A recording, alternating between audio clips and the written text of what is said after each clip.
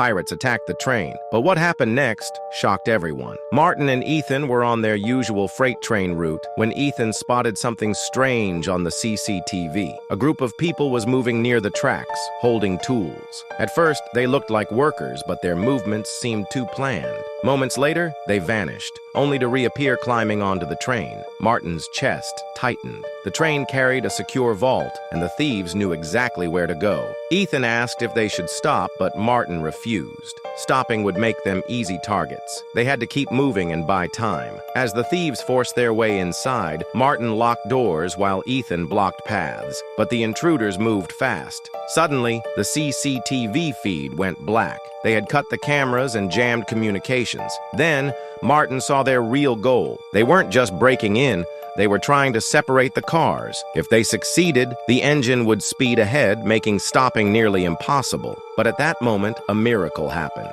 Martin acted fast. He pressed the button to recalibrate the couplers.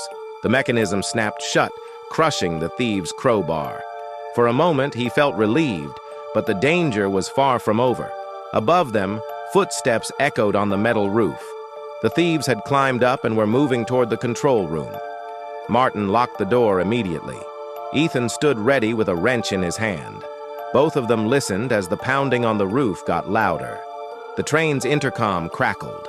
A rough voice came through, demanding access to the vault.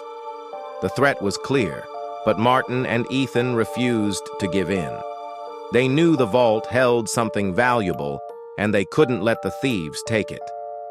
Martin adjusted the train's speed, causing a sudden jolt. One of the thieves lost his balance and nearly fell.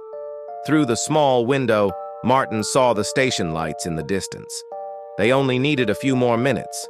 If they could hold out, help would arrive in time. The thieves kept trying to break in.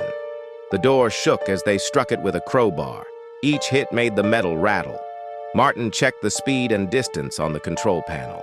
The train was getting closer to the station, but the thieves were also getting more desperate.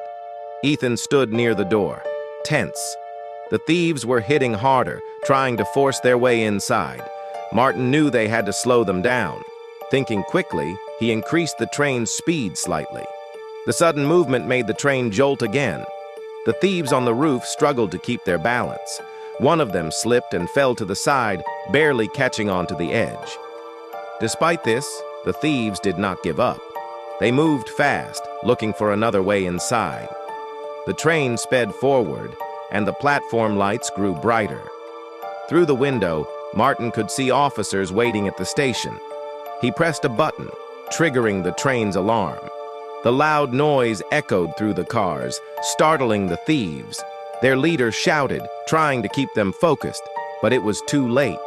The station was just ahead, and they were out of time. Realizing they had no choice, the thieves began jumping off the train one by one. They ran in different directions, trying to escape. Some disappeared into the night, but officers were already moving in.